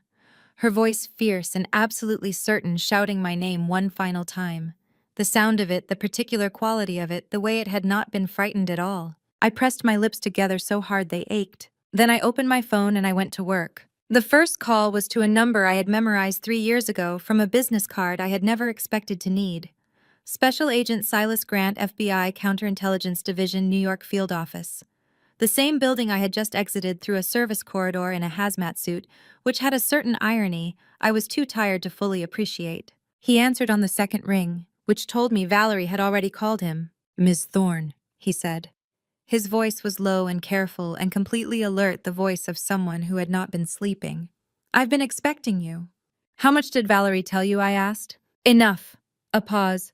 "I need the evidence files. Everything you photographed. I'm sending them now." I opened the photo gallery and began transferring files to the encrypted channel Valerie had pre-established on the phone. 47 photographs. Every page of the gray ledger decoded into plain language annotations I had added in the elevator during the descent. "There's a memory card, too. It's still in the office, we didn't get it out, but the ledger is complete and the cipher key is in the last file I'm sending." "The warrant is being drafted," Agent Grant said. "I need 24 hours. "You have 8, I said. "The Digital Security Operations Center inauguration ceremony starts at noon today. Julian Sterling is the keynote presenter. Marcus Sterling will be in the VIP section. After noon, the entire evidence set goes public through channels I've already arranged, and if you're not in that building with a federal warrant in hand, you are going to spend the rest of your career explaining to a congressional oversight committee why you waited." Silence on the line. "Then I'll make some calls." "Please do," I said and ended it. The second call was to Robert Walsh at the New York Times, who I had researched 3 weeks ago for entirely different professional reasons. and whose personal cell number was listed in the Times editorial directory if you knew where to look. He answered on the fourth ring, groggy and irritated, and was neither groggy nor irritated approximately 45 seconds into my explanation. "You're telling me," he said, and I could hear him sitting upright, hear the creak of a chair, hear the sound of a man coming fully and rapidly awake, that the deputy director of the FBI has been running a murder-for-hire operation inside his own agency for 6 years. "I'm telling you that, and considerably more," I said. "I'm offering you a simultaneous exclusive live stream from inside the Meridian Center, beginning at 11:58 this morning, 2 minutes before it starts. Everything goes live to every platform at the same moment. It cannot be pulled. It cannot be stopped. It cannot be buried by anyone with a government title and a phone." A long pause. "I need credentials for the venue." "You're already credentialed. You're Robert Walsh of the Times. Call their press office and request technical assistant registration for a second camera operator. The name is Diana Brooks." I had chosen my mother's first name because I needed something I would answer to instinctively. "She'll be there." Another pause. "I need to see the evidence before I agree to this." "Check your encrypted inbox in 10 minutes, I said. I sent him the files, drank half my coffee, and moved to the next task. The Global Defense Solutions System. Julian's own creation. The network that had been scanning my face on cameras across the northeastern seaboard since yesterday morning ran on a server architecture I had spent 3 hours studying from documentation Julian had left carelessly accessible on our home network. He had been proud of it. He had wanted me to understand how comprehensive it was. Valerie's server access codes opened the administrative backend. It took me 40 minutes to locate the threat classification module and another 20 to understand Julian's own registration logic well enough to reverse it. The system classified individuals based on a threat matrix, behavioral data, financial patterns, biometric flags. I had spent 8 years building authentication algorithms. Julian's threat matrix was at its core the same structure as a provenance verification system. Different vocabulary, identical bones. I registered Julian Elias Sterling as a Category 1 physical threat against a protected witness currently under federal counterintelligence observation. His own face would now trigger his own network's highest priority alert in any venue where Global Defense had deployment contracts. The Meridian Center had a Global Defense security contract. I had found that in the sponsorship documents on the event's public website. I allowed myself one single moment of something that felt distantly like satisfaction. Then I opened the message application and typed the same text to 5 different numbers that Serafina had given me over the past 24 hours. 5 women in 5 different states, living under 5 different names, waiting for a day they had been told might never come. "It ends today. Meridian Center, New York, noon. Come as yourself. Bring anything you kept.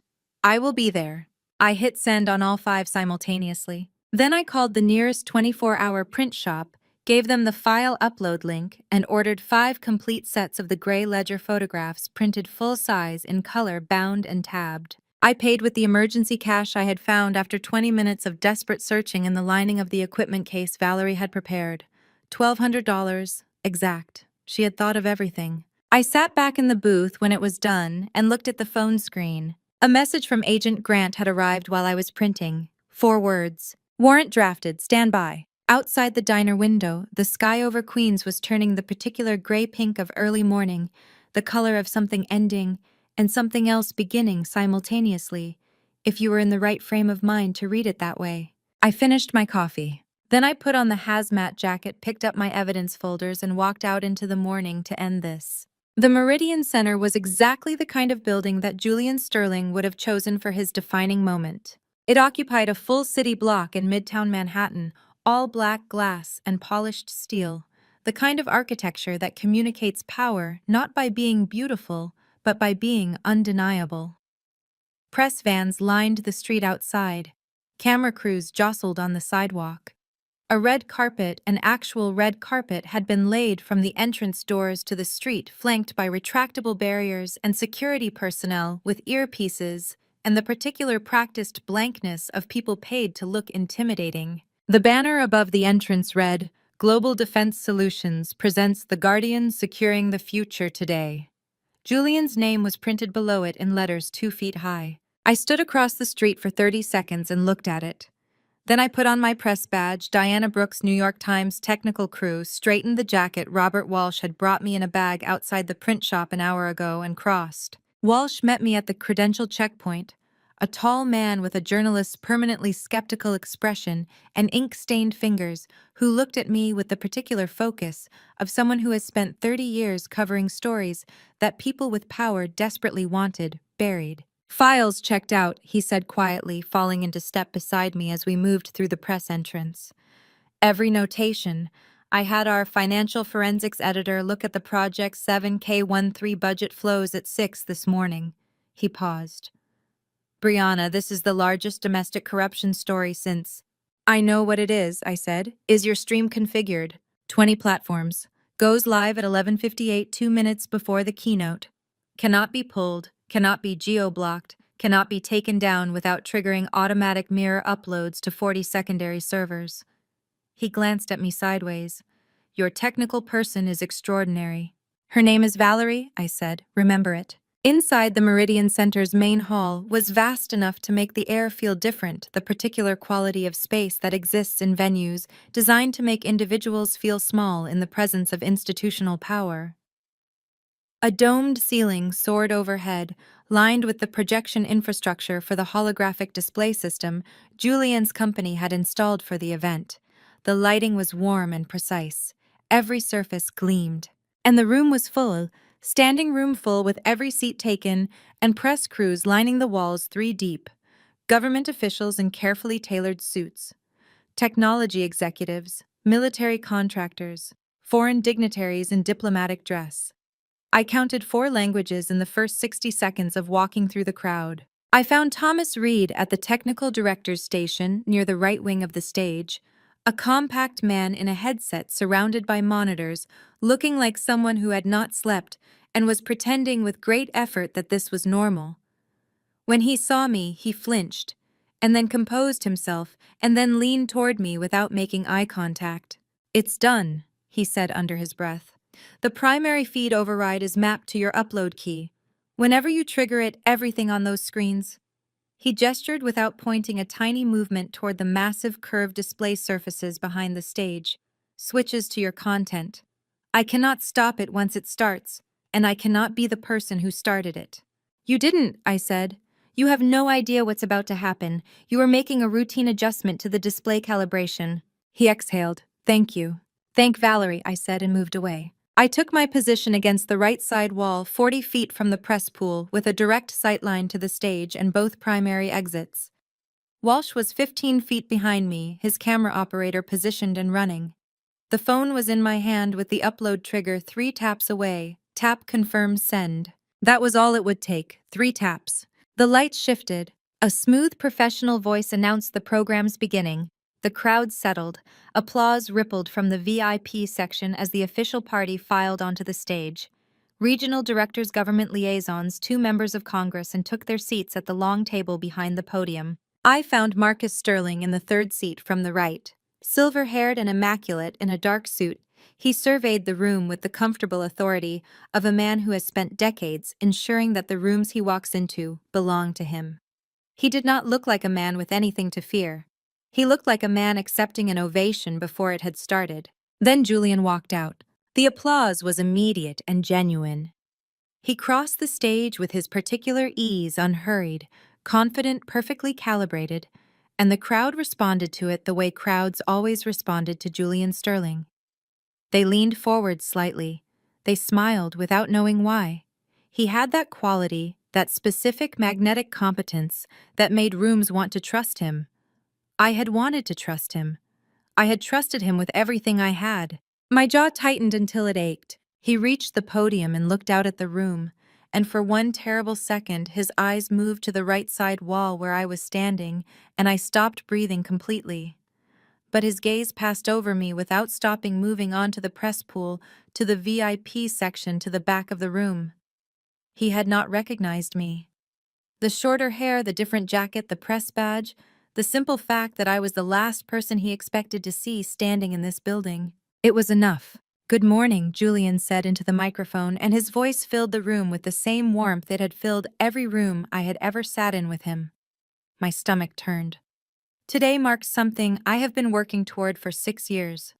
Today we stop talking about public safety and start delivering it. Applause.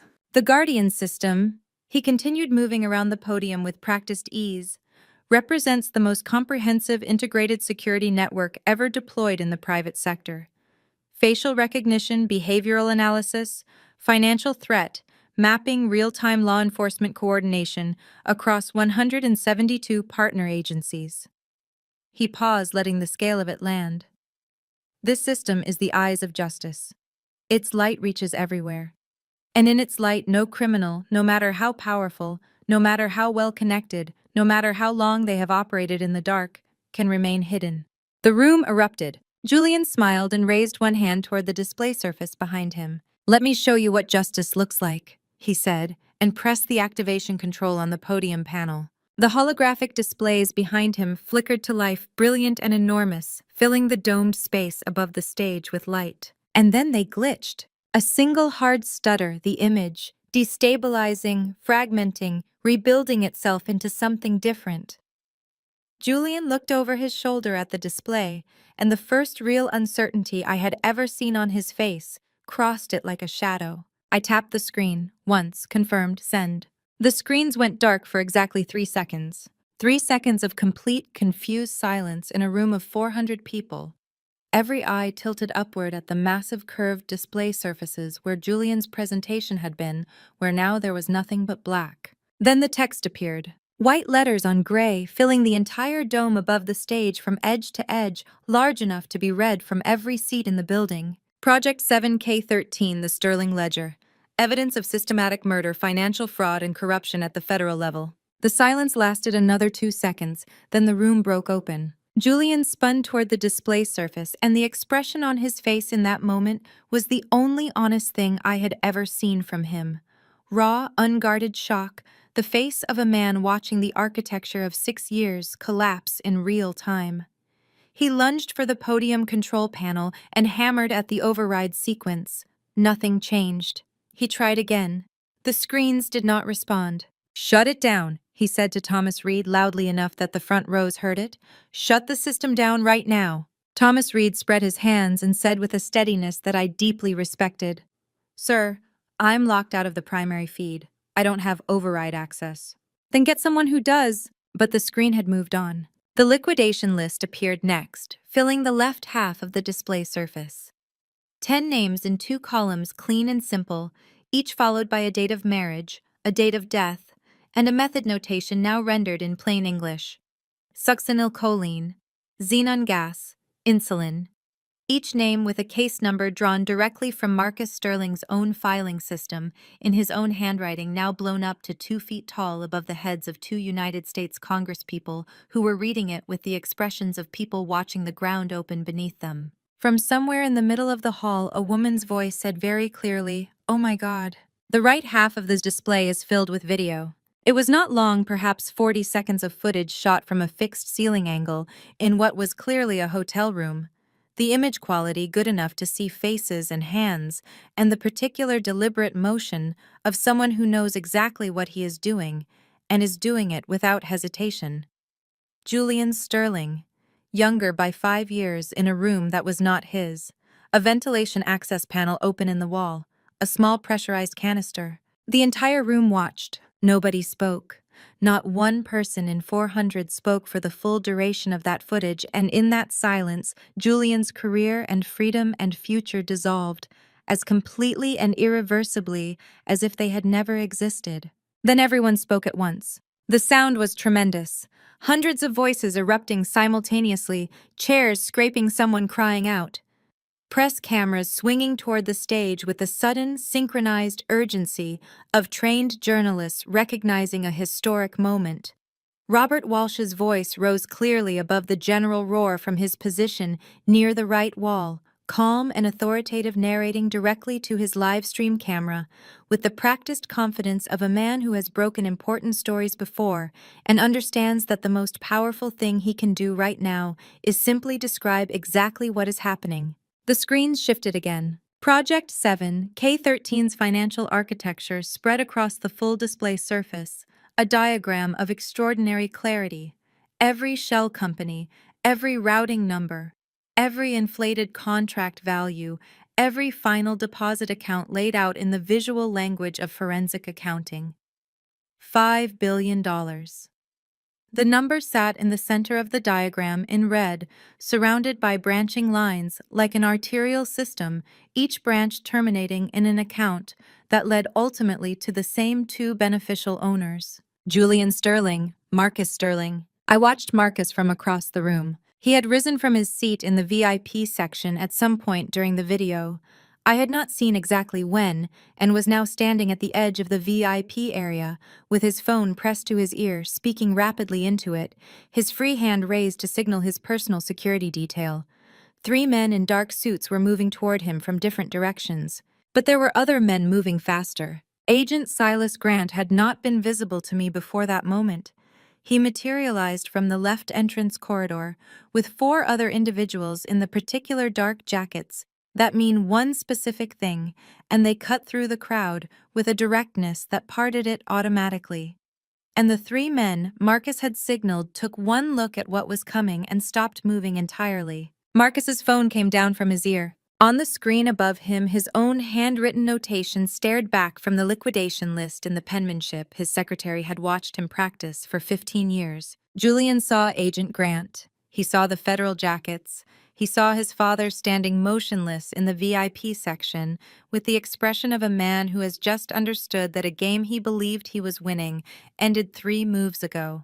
And Julian Sterling, who had never once panicked in front of me, panicked. His hand went to his jacket. "Julian, don't," I said loudly, because I was already moving toward the stage, already pushing through the crowd, already thinking 3 steps ahead the way I should have been thinking from the very first night he walked into my life. He pulled a weapon from his shoulder holster and raised it, and 400 people screamed at once, and the room became pure chaos, bodies dropping behind seats, press cameras swinging wildly, Walsh's voice cutting sharply through his live stream narration to describe what was happening with remarkable composure. Julian's arm swept the room, pointing at journalists, at officials, at Agent Grant's approaching team searching for me among the crowd. "Where is she?" His voice had shed every layer of charm and warmth and careful calibration. What was underneath was cold and flat and frightened and furious all at once. "Where is she?" "Right here," I said. I was 15 feet from the stage. He found me immediately, and the weapon came around to point directly at me, and I looked at the muzzle of it and felt something I had not expected.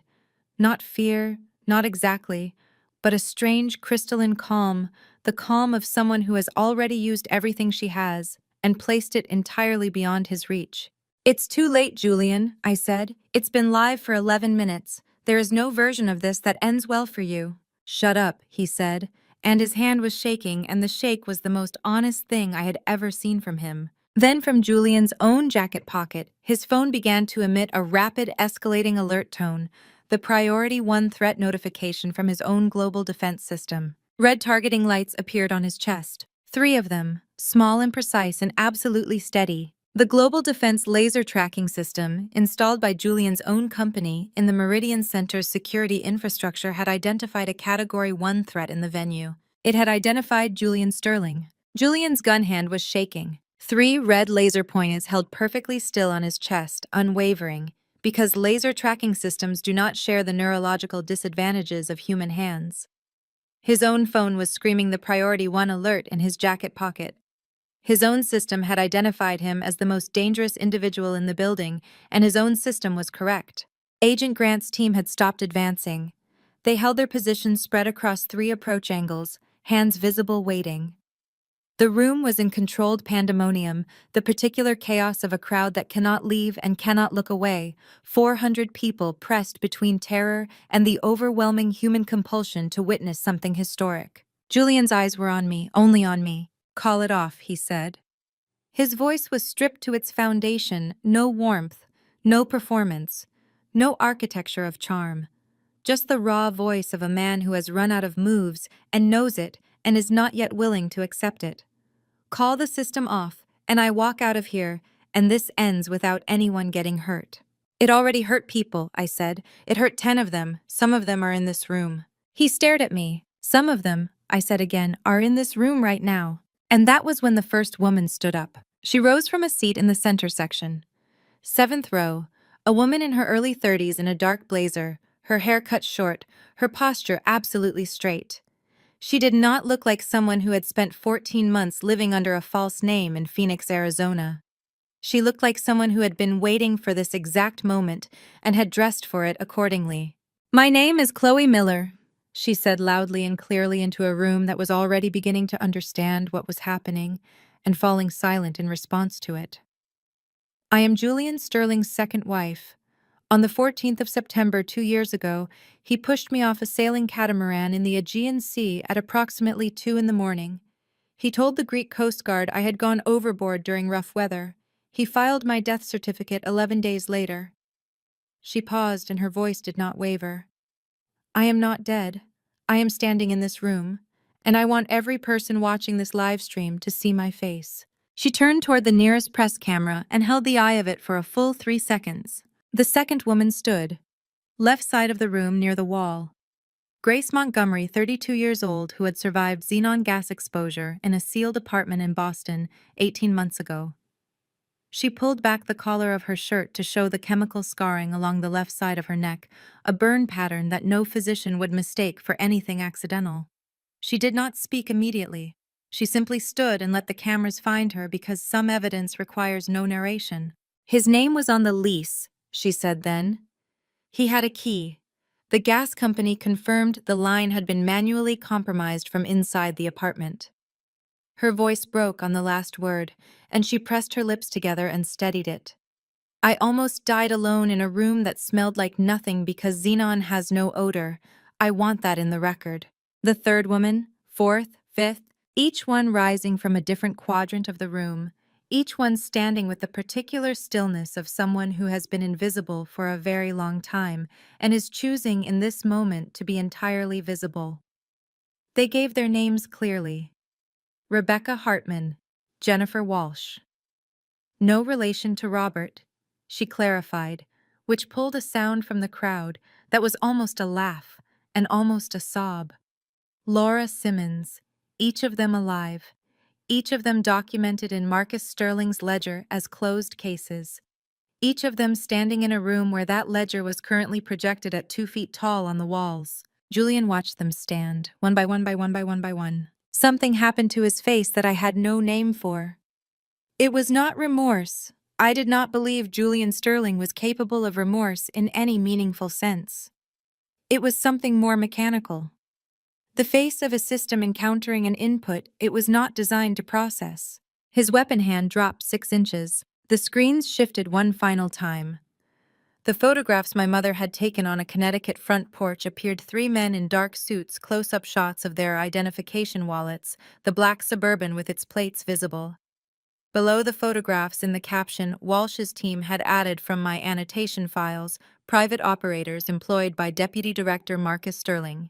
Credentials confirmed fraudulent by FBI Forensic Document Unit. Marcus Sterling made a sound I heard clearly from across the room.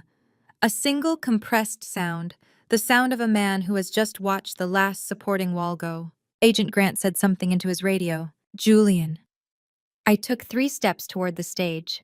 My voice carried the way voices carry in rooms that have gone very quiet. "This is over. Every person in this room has seen it. Every person watching this stream, and there are currently 1.4 million of them Robert just told me has seen it. There is no version of this in which you walk out of here free." I stopped, looked at him directly. "Put the weapon down." "You have no idea," he said, "what you have done." "I know exactly what I've done," I said. "I've done what your system promised to do and never intended to. I've found the criminal." I looked at the 3 red laser points on his chest. "You built this to find people like you, Julian. The only thing you got wrong was believing it would never actually work." For one long moment, Julian Sterling looked at me across the distance of the stage and the crowd and everything that had happened between the night we met and this morning, and I looked back at him, and I did not look away. Then the tactical response team came through 3 doors simultaneously. Julian raised the weapon one final time, not at me, not at Agent Grant, but upward, a wild gesture of pure futile rage, and the global defense system responded to the motion exactly as it had been programmed to respond to threatening behavior from a Category 1 target. Every light in the room went red. The tactical team moved, and Julian Sterling, CEO of Global Defense Solutions, creator of a system designed to eliminate threats to public safety, became the first person that system had ever successfully stopped. It took 11 minutes to secure the room. I know because I counted.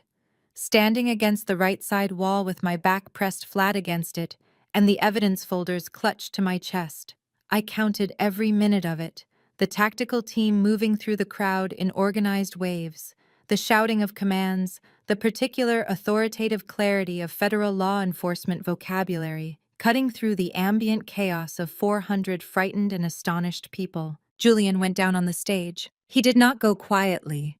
He wrenched sideways when the first agent reached him, knocked a podium monitor to the floor, shouted something at Agent Grant that I could not hear over the crowd noise, and chose not to try to hear.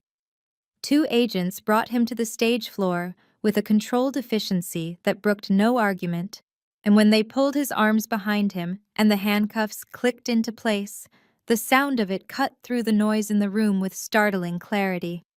Like a period at the end of a very long sentence, Robert Walsh narrated every second of it into his camera without stopping once. Marcus Sterling did not struggle. That was the thing I remembered afterward, the detail that stayed with me longest. He simply stood in the VIP section as Agent Grant's team approached him, and he straightened his jacket slowly, deliberately, a gesture of pure reflex from a man whose entire life had been constructed around the appearance of dignity. An agent asked him to place his hands behind his back. Marcus looked at the agent for a long moment, the look of a man taking inventory of everything he had ever held and finding it gone, and then he complied. As they walked him past the press pool, Robert Walsh asked him one question. Deputy Director Sterling, do you have a statement regarding the contents of Project 7K13KK? Marcus Sterling looked directly into the camera. He opened his mouth, then he closed it. And for the first time in what I imagined was decades, Marcus Sterling had absolutely nothing to say. They walked him out through the left entrance, and he did not look back, and the room watched him go, in a silence that felt like the collective exhale of something that had been held for a very long time. I was still standing against the wall when Chloe Miller found me. I recognized her from Seraphina's wall, the photograph in the center of the second row. The one with the bright eyes, and the posture of someone carrying more than their share, and not complaining about it. In person, she was smaller than I expected, and younger looking. And when she stopped in front of me, her expression was so complicated, I could not have named all of what was in it. You're Brianna, she said. Yes, Seraphina told me about you. Her voice was steady, but her eyes were full and shining. She said you were the right one. She said she knew from the moment she saw you across that restaurant that you were smart enough to survive him. A tear broke free, and she pressed the back of her hand against her cheek hard. She was right. Something came loose in my chest. I reached out and took Chloe's hand with both of mine and held it, and she gripped back, and we stood there in the middle of a room full of federal agents and journalists and 400 witnesses to the end of Julian Sterling's operation, and I said, "She's going to be all right. I'm going to make sure of it." Chloe nodded. She could not speak for a moment. Then she pulled herself together with a visible effort and said, "She always said she was fine. Every Sunday at 8 a.m. for 11 months she called me and said she was fine." She laughed a wet and broken sound. "She is the least fine person I have ever met, and also the bravest." Both things I said can be completely true. Agent Grant reached me 40 minutes later when the room had thinned and the remaining press were conducting interviews with the surviving witnesses, and Walsh's live stream had crossed 3 million concurrent viewers. He was a compact man with gray at his temples, and the particular quality of someone who has spent a career dealing with the worst things human beings do to each other, and has not been broken by it, only worn to a specific density. He held out his hand and I shook it. "The accounts," he said, "will be fully restored within 48 hours. The joint account suspension request has been voided." The Art Verify complaint has been flagged as fraudulent, and your credentials have been reinstated effective immediately. The Society has already issued a retraction. He paused. The individuals who visited your parents in Connecticut, 3 of Marcus Sterling's contract operators, are currently being processed. Your mother's photographs were extremely helpful. She took 8 years of patient observation from me, I said. The apple doesn't fall far. Your father is stable, Grant said. He was moved out of intensive care this morning. His physician says the prognosis is very good. I pressed my hand flat against my sternum and breathed through my nose. I would not cry in front of a federal agent. I had made this decision and I was committed to it. Thank you, I said. My voice only broke slightly.